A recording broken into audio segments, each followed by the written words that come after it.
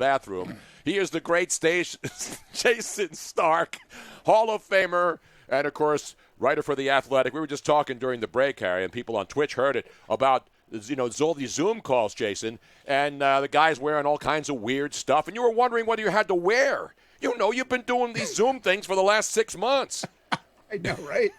Hey, the question you have to ask everyone now is, what's the attire? How grungy am I allowed to look? Right. Only quasi-grungy You today. could never look grungy. You're clean shaven. You got your hair all did up. Harry got a haircut today, although you would never notice. Come on, Harry. What do you? I'm not going to get dolled up here. It's a Thursday. You've been crying about not being able to get a haircut for months, and then you can't even tell you got a haircut. That's the idea. I like it long. Why do you care? You said you were going to grow a mullet. Well, I am. Jason's got a tie. I like when Jayson had the big curls, though, man. I love back in the day, man. Jayson had the little fro going back in the day. His Syracuse days, of course, and the early days of the Inquirer. Yeah, I had some borderline fro going. I did. I wasn't Oscar Gamble, but I had some fro. All right, Jayson, opening night tonight. Now, you've been around this game a long time. How bizarre does it feel to you, knowing that we're going to have baseball games tonight? No, we have baseball in July, as I mentioned before, but will this feel like opening night to you with no fans in the stands and the Yankees playing the Washington Nationals? Well, it is, but that doesn't mean it's going to feel normal. I said to my wife this morning, happy opening day. And she said, what month is it? That really does sum it up, right? Like, I'm happy they're playing. Max Scherzer, Garrett Cole, tee it up. I'll watch. I can't wait. But that doesn't mean it's going to resemble any opening day that I've ever seen or you guys have ever seen. It just is what it is. Yeah, but at least you got two teams, two good pitchers. So, and we've seen some of these games that have been played. These, what are they calling them now? Summer camp games. Where they're deciding to let's play another half inning and get some work for the pitchers, or it's a 2-2 tie. Let's just go the hell home and all that other stuff, which was crazy. But at least it should resemble as close to normal baseball as possible, right? Wait, what, when the season starts? Like tonight. I mean, yeah, there's going to be weird stuff in the stands, but they're still going to throw the ball as hard. The pitchers are going to pitch. The hitters are going to hit. The fielders are going to catch the ball, hopefully. There'll be errors, but I just hope there's not a tie. I do not want to see tonight's game, the first game or the second game, end on a runner at second base to start the 10th inning. Do you? You're talking to the wrong guy, man. I've decided I like this rule. Really? I'm the last guy you probably ever thought would say that, right? Yes. But I spent the last couple of weeks talking to people who have managed games with that rule, who have seen a lot of games with that rule. It is made to order for you guys, man. The second guessing possibilities are off the charts. No, I agree. If you bunt, you screw it up. If you bunt and the team throws it into right field, if you swing away and you don't score, there is so much to talk about and think about. I'm the thinking man's fan. You know that, Tony. Yeah, but I thought you were like a baseball purist. Remember you're a baseball purist. Yeah. I'm not. The downside of this is I am a fan of the 17-inning game where the shortstop pitches and one of your pitchers is in right field. I am a fan of that. I will miss that part. Jayson Stark from The Athletic joining us here. Tony and Harry having fun on a Thursday. Well, Jayson, we got the first day of the season, 60 games. It is what it is, but we've got a team that is homeless, and we've got a sort of a hanging participle out there in that they might expand the playoffs, but they haven't done it yet. What can you tell us on both of those fronts? All right, well, I don't know about you. I don't ever recall arriving on opening day and one of the teams said, where are we going to play? That's kind of new. I really feel sorry for the Blue Jays because if they're interested, the wiffle ball field here in my backyard is available, but probably wouldn't meet the specifications they're looking for. So I think they're going to wind up in Baltimore if the proper authorities approve. I really like if the alternative is they have to play 66 straight days on the road. That's just wrong. Yeah. Like you can't make a big league team do that. And plus it's a public health hazard to have them traveling around constantly. Mm-hmm. You need some stability. So I hope that's not the outcome. They've done a lot of work on Buffalo. It would take portable lights, additional lights being installed and massive upgrade of facilities with next to no time to pull that off. But that's kind of their fallback position. On expanded playoffs, it makes so much sense for everybody, especially economically, to expand the playoffs to 16 teams that, because it's baseball, that won't happen, right? Like you cannot get the union and Major League Baseball to agree right now whether they should use Zoom or FaceTime. So can they agree to expand the playoffs to 16 teams? I actually hope they can for this year, but I'm not that optimistic. Yeah, and then the thing about baseball that I always thought, you play 162 games, and then you have that one-game wild card game at the end. And again, I know they can't keep expanding the playoffs then and keep playing best of threes or best of fives, but and everybody makes a big deal about the wild card. These guys play an entire season, 162, and then it comes down to one game. That always seemed to bother me. I don't know why. I guess that's not a fair way to end it. There's nothing fair about it. I've covered a lot of these games, and they're awesome. You're basically starting the postseason with March Madness with a game 7, and the intensity of those games is great. There's only one bad thing about it: if you lose. Yeah, that's what I'm talking your beautiful about. Season is over with after 3 hours. I've been in some of those losing clubhouses after those wild card games, and the level of anger of the team that loses, especially if something weird happens in the game, is unlike anything that you experience in baseball. So again, there's a reason in a season like this to expand to 16 teams. The first round would be best of 3. I'm guessing probably all in one site, the higher seed, and it would be wild. It would be fun. You might even see some double headers to get that thing over with quickly. I don't know if I'm a fan of it over the long haul, but in a season like this, I think it makes sense.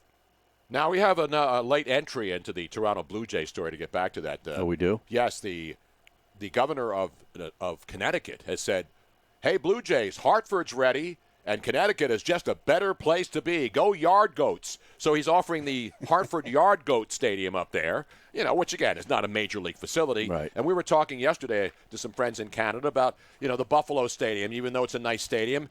And you mentioned there's not enough lights and the conditions for the clubhouses. And that's why Pennsylvania didn't want it, because there's not enough facility, although PNC Park's beautiful. Baltimore is still in the mix, but we already discussed this. It's kind of weird that we're at this point, with all this time to do it, to have it happen like this. Pretty much a microcosm of how this whole baseball negotiation turned out to be an absolute crap show. Some microcosm of 2020. We're just making up the rules as we go along, aren't we? And everything. You have to understand that even if Pennsylvania had said, yes, you can go play in Pittsburgh, the Blue Jays would not have been allowed to use the Pirates clubhouse. Right. Now, the visiting team would have been allowed to use the visiting clubhouse, but the Pirates would have been dressing in giant tents or some temporary facility. They were talking about putting up temporary showers. This is not major league luxury as we're used to it, but wait, they could have brought in that hospital ship again, the Oh, yeah. Hope, and they have Right the in the three three rivers. rivers, They got yeah. the confluence of the 3 rivers outside of It's an Three amazing Rivers there. idea. And then you have a hospital ship, and it's empty, and it's all sanitized, and then the Toronto Blue. See, why didn't Governor Wolf call me? Why didn't the Blue Jays organization call me? I would have fixed this thing in a hurry. You'd have games called because of rough surf? No, Tony. Well, Jayson, the Mookie Betts contract, 12-year extension, $365 million. What effect, if any, will that have on JT Realmuto? Great question, Harry. Now,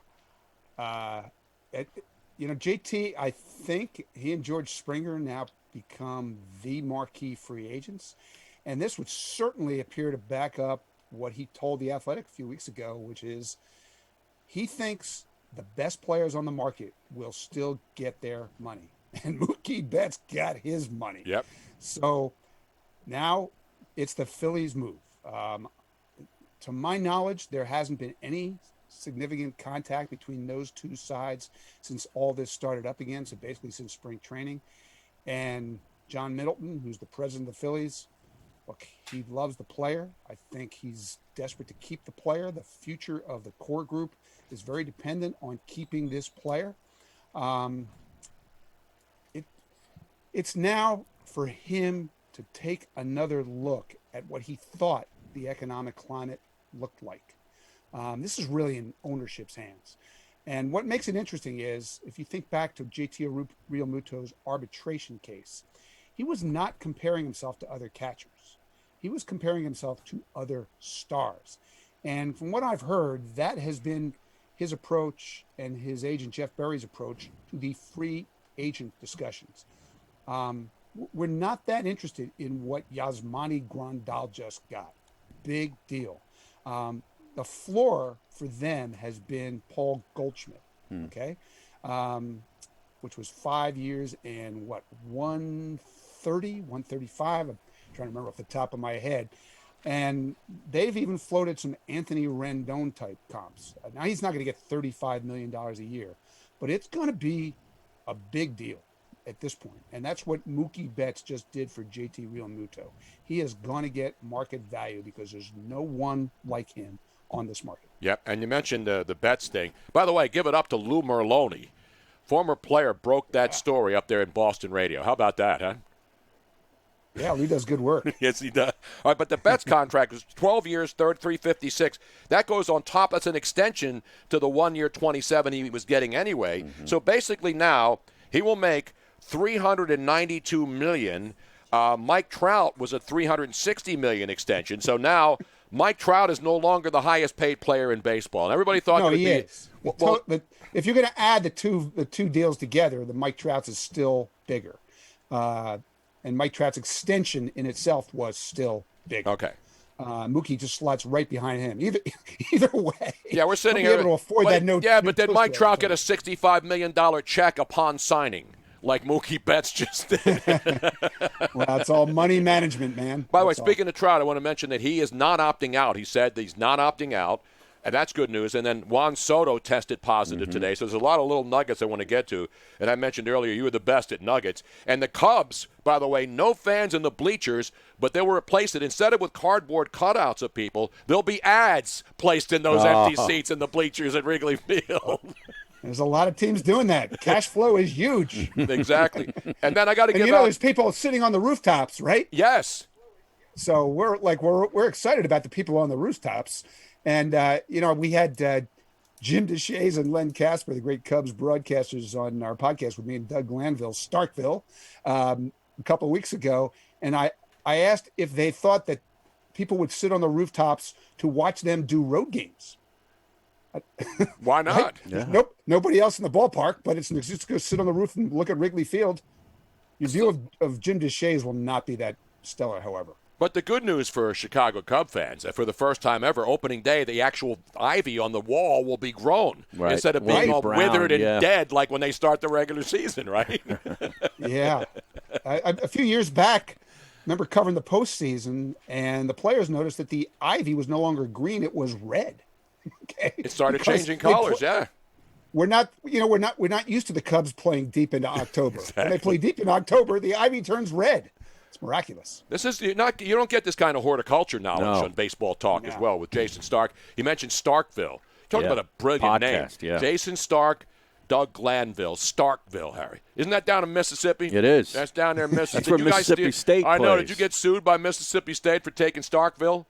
We're not, but when we refer to it as the other Starkville, people in the real Starkville not that happy. Exactly right. All right, now we got Marcus Stroman. Now the Mets, all of a sudden the Mets have Stroman down with a left calf injury, a tear, not just an injury. And of course you got the Syndergaard. Thor's already out for the year with Tommy John. Are the Mets, is that how bad does that hurt the Mets? Do they have enough pitchers to make it a run? Because a lot of people are high on the Mets this year in that National League East. How badly does this hurt them without, first of all, Thor and now Stroman for a while? Yeah, there was a lot of buzz about the Mets in the original spring training, but since then, to have these two guys go down is going to be a test because I think overall depth and pitching depth are the two things you wonder about most with the Mets. I don't know how they get past this. Now, they had big bullpen issues last year. As I look at their bullpen this year, it feels to me like it should be much better. But now the bullpen's got to carry that load.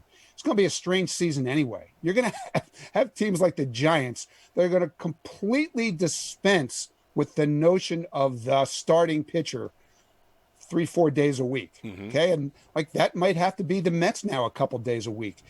Get 27 outs, however you have to get them. But look at the NL East, Tony. Fangraphs projects the 4 teams, other than the Marlins, to all win between 30 and 33 games. So, the difference in just the drop-off between a Syndergaard and a Stroman to whoever they have to plug those holes with, that's the kind of thing that could be the difference between whether you get to the postseason or you don't. We mentioned a guy yesterday who pitched for the Mets and the Phillies last year, still sitting at home. Our buddy Justin Vargas. He's available.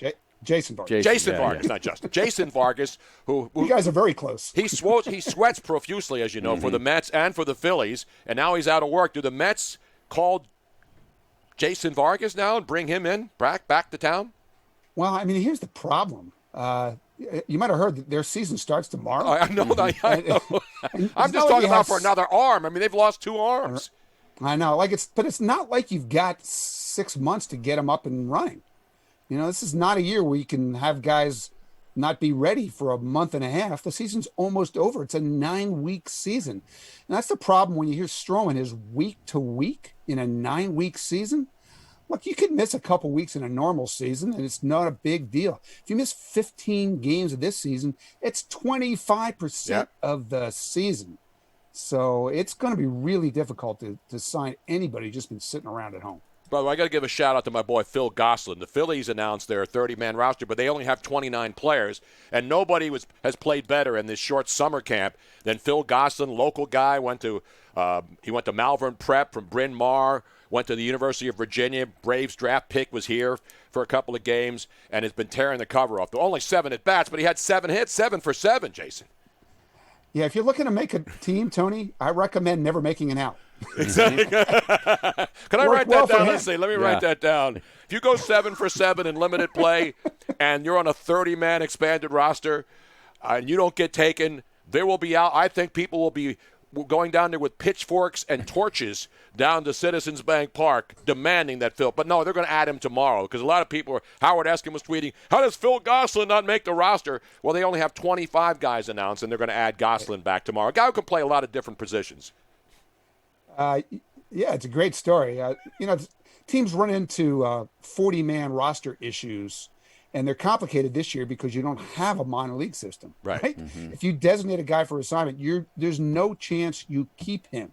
So it's tricky, and he'll be on the team when they take the field against your Marlins tomorrow night, Tony. My Miami Marlins, a team that the Phillies, don't sleep on the Marlins. They got trouble. We have trouble with them. Most people sleep on the Marlins, except, the Phillies sleep on the Marlins, and that's why they always lose to them, it seems. All right, let me ask you about the Yankees tonight, because obviously the Yankees, everybody loves this team. You look at that lineup, you look at the pitching staff. The Nationals, by the way, if you're a betting man, minus 133 Yankees tonight.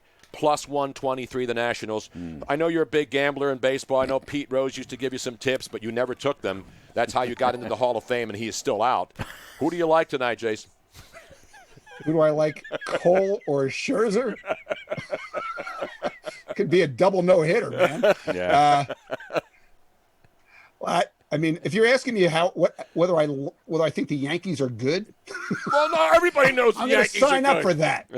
I would be more worried about the Nationals than the Yankees. Yes. Losing Juan Soto is a devastating loss. They're already trying to cover for not having Anthony Rendon. I mean, Tony, following the Nationals last year down the stretch and in the postseason, I was blown away by the succession of incredible game-changing at-bats in big spots late in games that Anthony Rendon and Juan Soto provided. With them both down for who knows, well, obviously Rendon all year, but Soto for who knows how long. I'm worried about the Nationals. Again, the NL East is so tough. A win or two that you don't get now hangs over you all season. So I think this is a big one, Juan Soto. Absolutely, no doubt about it. And the other game, the Dodgers and the Giants in L.A., and, of course, Kershaw's 9th consecutive opening day start. And Kershaw's been phenomenal, but, they always talk about postseason in L.A. and winning the World Series. That's their goal. Giants are loosey-goosey here. And obviously, when you look at they're going with Johnny Cueto tonight. I mean, the pressure's all on the Dodgers, is it not, in this particular game? Especially since the the whole Giants season, have not. really. Well, yeah, especially tonight, opening night, Dodgers Stadium. Rick Monday won't be there for the Cubs to run out and pick up a flag that's being burned by a couple of fans and have it swooped away just in time and get a standing ovation by the Dodger fans. Those were the good old days, but this is a new era, and the Dodgers must win, and they must win a lot of ball games. They must win tonight?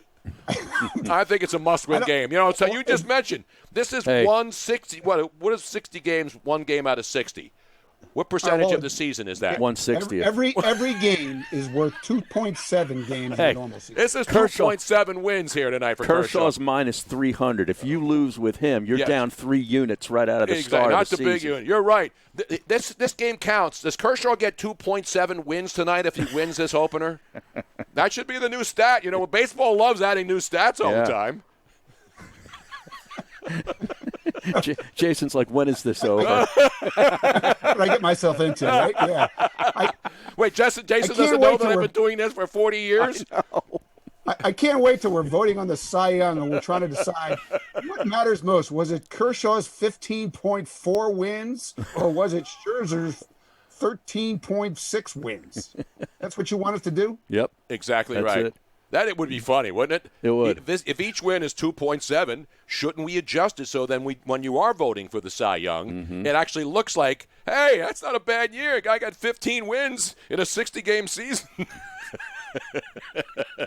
There's a lot of fun with numbers coming up, Tony. Exactly right. Jason Stark, last thing, of course, and that's the rest of baseball. I mean, we always ask everybody, who's the sleeper team? And everybody's been saying Cincinnati Reds. So, therefore, they're no longer a sleeper team if everybody suddenly likes them, right?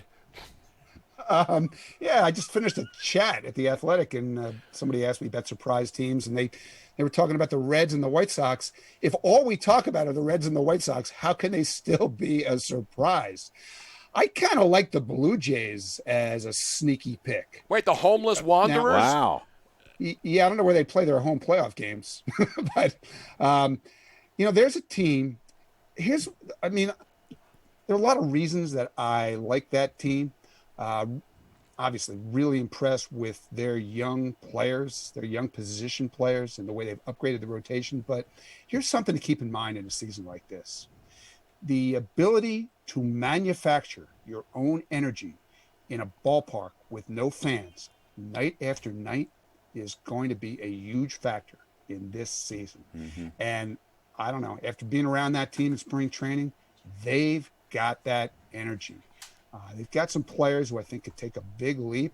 If they could just find a place to actually play their games, that's a team to watch. He's a guy we always love to watch. And people are saying, Jason's like, what's going on? Jason's got to be thinking this Bruno guy's crazy. He's done that for how long? Yeah, since when? I'm not crazy. That is not breaking news. That is not breaking news. Well, Jason, will Terry Francona's club be known as the Cleveland Baseball Club starting tomorrow? Apparently not. No. What do you guys favor for their new name? I'm big on that. I really am big on the Cleveland Spiders, but I doubt that's going to happen. I wouldn't say tribe because that's too much Jewish in it. Then the Jewish people would say, wait a minute, I'm not the member of the tribe, but the MOT. You know that whole MOT thing. You went to Syracuse. You know all the MOT guys up there, members of the tribe. Can we even call them tribe anymore? No, that's even more offensive than just saying Indians, right? I think they're meeting with Native American people today on it. Listen, to discuss it. They got to do what they got to do. I'm worried about the Washington Football Club and the fact that they can call themselves the Washington football team. And by the way, Barstool already has a shirt out with the Washington, the maroon, and it just says football club on it. Right, the so burgundy that's the and genius. gold. Burgundy and gold just saying football club. I think that's you genius. heard the Seth Meyers line right after the Washington football team decided to change its name. That after careful consideration, they realized that millions of Americans were offended by the name Washington. Exactly right. Yeah. Yeah, but he has a staff of writers. We just do it ourselves here. We don't have all the writers to do late-night television. Jayson, it's always great to see you, man. Thanks for the time today, brother. Thanks, Jayson. Always a pleasure, man. The great Jayson Stark at The Athletic, the senior writer, and in the Spink Award winner from last year in the Hall of Fame, baby. And also the Starkville podcast. Starkville. With Doug Glanville. Not down in Mississippi. Nope. They may not be playing down there, huh? Well, they'll only be playing conference games. SEC is going to play. Damn right.